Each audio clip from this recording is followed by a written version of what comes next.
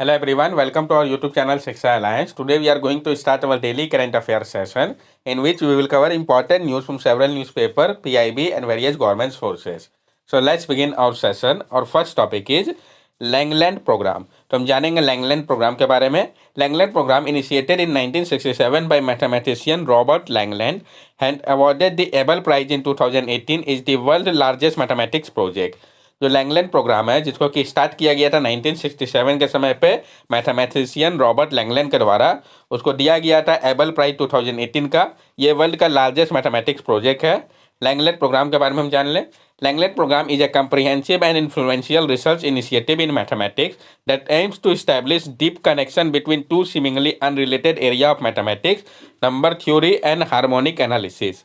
जो Langland programme है ये एक कम्प्रिहेंसिव और इन्फ्लुएंशियल रिसर्च इनिशिएटिव है मैथमेटिक्स के फील्ड में, जिसका मकसद है इस्टेब्लिश करना डीप कनेक्शन को दो similarly unrelated areas of mathematics के बीच में, जैसे कि नंबर थ्योरी और हार्मोनिक एनालिसिस के बीच में। क्या इसका सिग्निफिकेंस है? लैंगलैंड प्रोग्राम जो है ये प्रोफाउंड इम्पैक्ट डालता है बहुत सारे ब्रांचेस के ऊपर मैथमेटिक्स का, जिसके कारण सिग्निफिकेंट ब्रेक थ्रू और एप्लीकेशन देखा गया है सॉल्व करने में लॉन्ग स्टैंडिंग मैथमेटिकल प्रॉब्लम का। What is Abel prize? ये एबल प्राइज क्या है? Abel prize is a prestigious award in mathematics named after Norwegian mathematician Niels हेर्निक एबल। जो एबल प्राइज है ये एक प्रेस्टिजियस अवार्ड है मैथमेटिक्स के लिए दिया जाता है। इसका जो प्राइज का नाम है नॉर्वेगियन मैथमेटिशियन नील हेर्निक एबल के नाम पर रखा गया है। Established by the Norwegian Parliament in 2002, the prize recognized outstanding scientific achievement in mathematics। इसको इस्टेब्लिश किया गया था नॉर्वेगियन पार्लियामेंट के द्वारा 2002 में। ये जो प्राइज है ये रिकॉग्नाइज करता है आउटस्टैंडिंग साइंटिफिक अचीवमेंट को मैथमेटिक्स के फील्ड के लिए। 2023 का एबल प्राइज जो है वो दिया गया है ल्यूइस कैफरेल को उनके कंट्रीब्यूशन के लिए regularity theory for non linear partial differential equation के लिए। तो किनको दिया गया, किस चीज़ के लिए दिया गया ये प्राइज, ये इंपॉर्टेंट है, मेमोराइज होना चाहिए।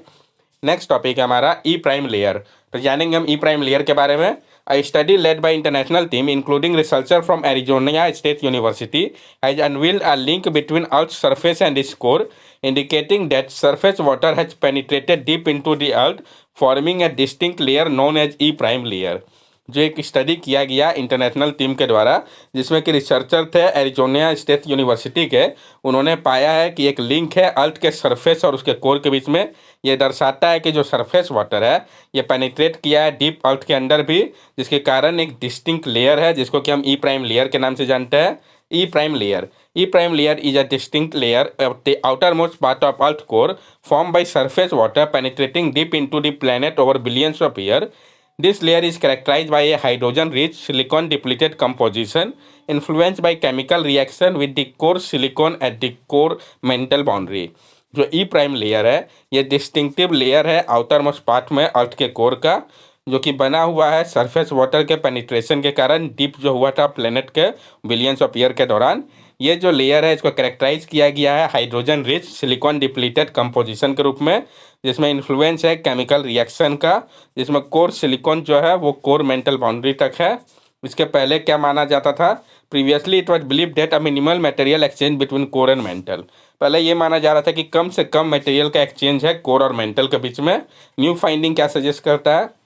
न्यू फाइंडिंग सजेस्ट करता है कि जो टेक्टोनिक प्लेट है इसने ट्रांसपोर्ट किया है सरफेस वाटर को around 1800 miles below surface to core mantle boundary के। ये जो वाटर है ये अंडरगो किया है केमिकल रिएक्शन को कोर के सिलिकॉन के साथ, जिसके कारण सिलिका और जो क्रिएट करता है एक hydrogen rich silicon depleted layer को आउटर कोर पे। क्या महत्व है इसका? ये जो डिस्कवरी है इसका सिग्निफिकेंस इम्प्लीकेशन है समझने में अर्थ के इंटरनल प्रोसेस को, मैग्नेटिक फील्ड, हीट जनरेशन और प्लेट टेक्टोनिक में ये काफ़ी ज़्यादा मदद कर रहा है। अर्थ का जो लेयर है उसके बारे में हम जान ले। क्रस्ट जो कि मोनोक्रोविक डिसकंटिन्यूटी जिसको कि हम मोह भी कहते हैं। मेंटल जो कि अपर लेयर है जिसको कि हम रेपेटिव डिसकंटिन्यूटी कहते हैं। मेंटल ट्रांजिशन जिसको लेहमान डिसकंटिन्यूटी कहते हैं। मेंटल लोअर जो है इसको ग्यूटनबर्ग डिसकंटिन्यूटी कहते हैं।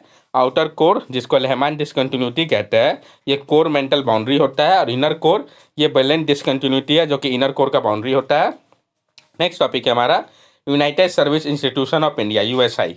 पीआईबी के लिए इंपॉर्टेंट टॉपिक है, इसके बारे में हम जानेंगे। United Service Institution of India USI is organising its annual UN forum 2023 in New Delhi focusing on international humanitarian law and peacekeeping. तो कहाँ पे ये होने जा रहा है, क्या है, इंपॉर्टेंट है। तो United Service Institution of India organise कर रहे हैं एनुअल यूएन फोरम को 2023 का, जो कि आपका न्यू दिल्ली पे हो रहा है। इसका फोकस है इंटरनेशनल ह्यूमैनिटेरियन लॉ और पीस कीपिंग के ऊपर।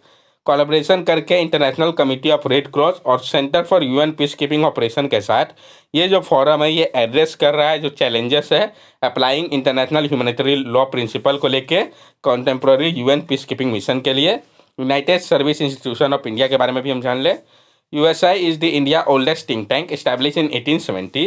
It served as a platform for research and debate on national security and military affair. जो यूएसआई है ये भारत का ओल्डेस्ट थिंक टैंक है जिसको इस्टेब्लिश किया गया था 1870 के टाइम में ही। ये सर्व कर रहा है एक प्लेटफॉर्म के रूप में रिसर्च और डिबेट के लिए, नेशनल सिक्योरिटी और मिलिट्री अफेयर्स के लिए। नेक्स्ट टॉपिक है हमारा ईटो, इंटरनेशनल ट्रॉपिकल टिम्बर ऑर्गेनाइजेशन। जानेंगे इसके बारे में हम। 59th international Tropical Timber council ITTC recently concluded is annual session focusing on sustainable tropical forest management and the trade off sustainability produce tropical timber. जो 59th international Tropical Timber council था ITTC, ये अभी हाल ही में conclude किया है इसने अपना annual session को, जो कि फोकस कर रहा है सस्टेनेबल ट्रॉपिकल फॉरेस्ट मैनेजमेंट को लेके और जो ट्रेड है सस्टेनेबली प्रोड्यूस ट्रॉपिकल टिम्बर का। What is timber? टिम्बर है क्या? Timbers refer to wood that with processed and prepared for use in various applications such as construction, furniture or other industry. It is obtained from trees and is primary raw material in the wood industry. जो timber है वो refers करता है जो would है जिसको कि process किया जाता है और तैयार किया जाता है उपयोग के लिए। अलग अलग एप्लीकेशन है इसका, जैसे कि कंस्ट्रक्शन में, फर्नीचर में या दूसरा इंडस्ट्री में इसका उपयोग होता है। इसको ऑब्टेन किया जाता है जो ट्रीज है और ये मेन रॉ मटेरियल है वुड इंडस्ट्री के लिए। इंटरनेशनल ट्रॉपिकल टिम्बर ऑर्गेनाइजेशन के बारे में भी हम जान लें। International Tropical Timber Organization formed in 1986, headquartered Yokohama, Japan, is an intergovernmental organization that promote the conservation of tropical forest resources and their sustainable management, use and trade. जो international Tropical Timber organisation है इसको form किया गया था 1986 में। Headquarter इसका Yokohama Japan में है। ये आपका एक इंटर गवर्नमेंटल ऑर्गेनाइजेशन है जो कि प्रमोट करता है कंजर्वेशन को, ट्रॉपिकल फॉरेस्ट रिसोर्सेज का और सस्टेनेबल मैनेजमेंट, यूज और ट्रेड को। इंटरनेशनल ट्रॉपिकल टिम्बर काउंसिल जो है ये गवर्निंग बॉडी है इंटरनेशनल ट्रॉपिकल टिम्बर ऑर्गेनाइजेशन का और India has been founding member of ITTO और भारत जो है वो फाउंडिंग मेंबर है इंटरनेशनल ट्रॉपिकल टिम्बर ऑर्गेनाइजेशन का। ISS mark the 25th anniversary. तो अभी हाल ही में ISS ने मार्क किया है इसके 25th एनिवर्सरी को। PIB के अनुसार इंपॉर्टेंट है, जानेंगे इसके बारे में हम।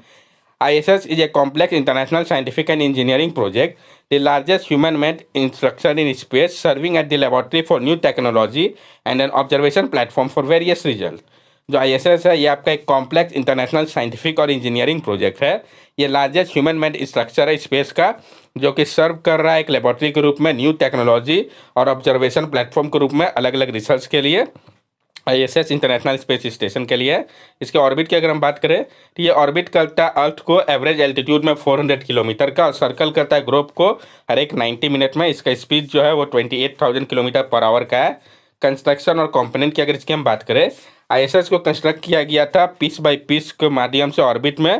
पहला मॉड्यूल जो था जारिया था जिसको लॉन्च किया गया था 1998 में। इसको बिल्ड किया गया था 5 स्पेस एजेंसी के द्वारा जो कि रिप्रेजेंट कर रहे थे 15 कंट्रीज़ को, जिसमें कि नासा USA का, रोस्कोसमोस रशिया का, जाक्सा जापान का, कैनेडियन स्पेस एजेंसी और यूरोपियन स्पेस एजेंसी थे। साइज़ की अगर इसकी हम बात करें तो ISS का वेट जो है वो ऑलमोस्ट 400 टन है और ये कवर करता है एक एरिया को जो कि आपका इतना बड़ा हो सकता है जितना बड़ा फुटबॉल पिच होता है। Russia's role in maintaining ISS, Russia का जो भूमिका है मेंटेन करने को लेके ISS का। Russia is responsible for making course correction to the station orbit, ensuring it avoid space debris and facilitate the transport of astronaut to and from the ISS। Last year Russia withdraw it support from ISS as US sanction Russian invasion on Ukraine. Russia जो है वो responsible है इसके course को correction के लिए station के orbit का। ये इंश्योर करता है कि ये अवॉइड करे स्पेस डेब्रिस को और फैसिलिटेट करे ट्रांसपोर्ट को एस्ट्रोनॉट का टू और फ्रॉम ISS से। लेकिन लास्ट ईयर रसिया ने विड्रॉ कर लिया था अपने सपोर्ट को इंटरनेशनल स्पेस स्टेशन से जब US ने सैंक्शन लगाया था रसिया के इन्वेजन को लेकर यूक्रेन के ऊपर जो हुआ था। क्या महत्व है इसका? ISS अलाउ करता है क्रू मेंबर को कि वो रिसर्च कर सकते हैं क्रिटिकल फील्ड पे जैसे कि fluid combustion, microgravity research, life support system and radiation environment को, जो कि आवश्यकता है फ्यूचर ह्यूमन स्पेस एक्सप्लोरेशन की। नोटेबल सक्सेस की अगर इसकी हम बात करें तो मेडिकल डिस्कवरी जो है, तो जो रिसर्च है आईएसएस का, इसने एडवांसमेंट इन ऑस्टियोपोरोसिस ट्रीटमेंट और अंडरस्टैंडिंग मसल एस्ट्रोफी पे काफ़ी मदद किया है। टेक्नोलॉजिकल एडवांसमेंट की अगर हम बात करें, तो जो कंस्ट्रक्शन है आईएसएस का, इसने लेड किया है टेक्नोलॉजिकल एडवांसमेंट को स्पेस एक्सप्लोरेशन, रोबोटिक और लाइफ सपोर्ट सिस्टम के लिए। मिशन की अगर हम लाइफ की बात करें, तो आईएसएस एक्सपेक्ट किया जा रहा है कि ऑपरेट करेगा अंटिल 2030 तक। नासा ने प्लान किया है कि वो डिकमीशन करेंगे इसको 2031 में। चाइना के जो मिशन है, तो तियांगोंग स्पेस स्टेशन, जो कि चाइना का परमानेंटली क्रूड स्पेस स्टेशन है, इसको लॉन्च किया गया था 2021 में, और इसको ऑपरेट किया जा रहा है चाइना के मैन्ड स्पेस एजेंसी के द्वारा लो अर्थ ऑर्बिट में between 350 to 450 kilometre above surface में। भारत के अगर हम मिशन की बात करें, India plan to have its own space station by 2035, weighing 20 ton and serving as a facility where astronaut can stay for 15 to 20 days and would be place in an orbit 400 kilometre above earth. अब भारत ने plan किया है उसका खुद का space station का 2035 तक, जिसका वजन जो है वो 20 टन होगा, और ये सर्व करेगा एक फैसिलिटी के रूप में जहाँ पे एस्ट्रोनॉट स्टे कर सकते हैं 15 से 20 डेज तक, और इसको प्लेस किया जाएगा ऑर्बिट जो है 400 किलोमीटर अबव अर्थ में।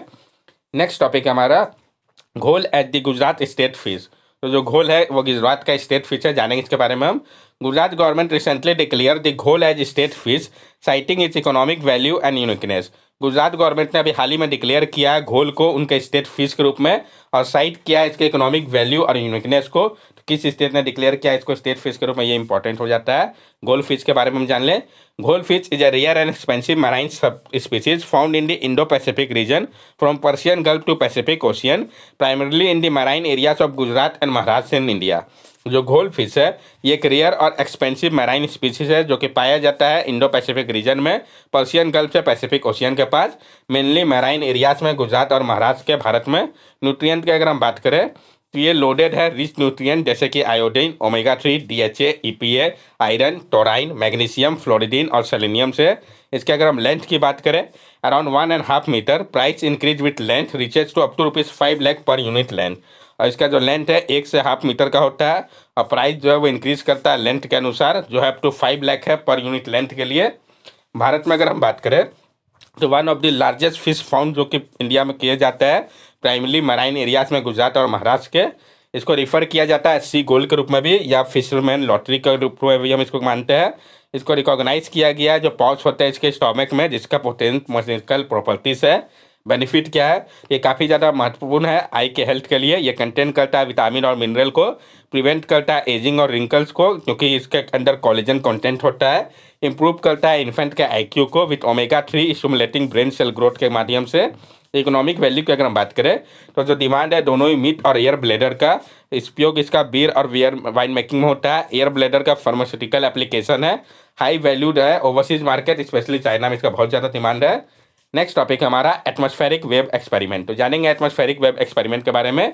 नासा का जो एटमॉस्फेरिक वेव एक्सपेरिमेंट है, इसने ग्राउंड ब्रेकिंग मिशन डिजाइन जो कि स्टडी करेगा इंटरेक्शन को टेरेस्ट्रियल और स्पेस वेदर का, किस कंट्री का ये मिशन, ये इंपॉर्टेंट है और ये क्या करेगा।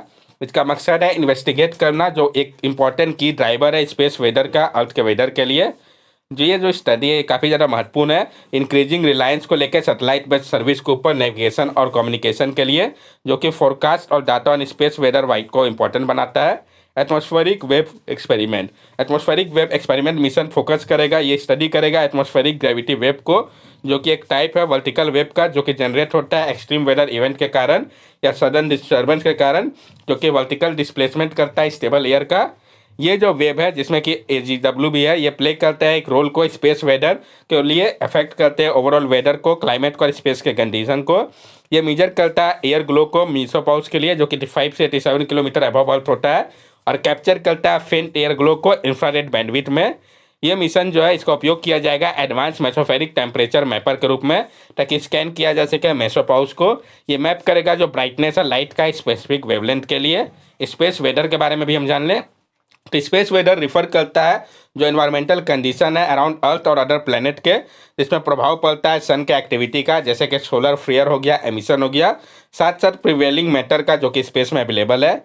जो सीवियर स्पेस वेदर इवेंट है ये इम्पैक्ट डालता है क्रिटिकल अर्थ के इंस्टॉलेशन के ऊपर, जैसे कि satellite based communication, radio communication, navigation system, power grid, इन सब में इसका स्पेस वेदर का प्रभाव पड़ता है, इसलिए ये महत्वपूर्ण हो जाता है।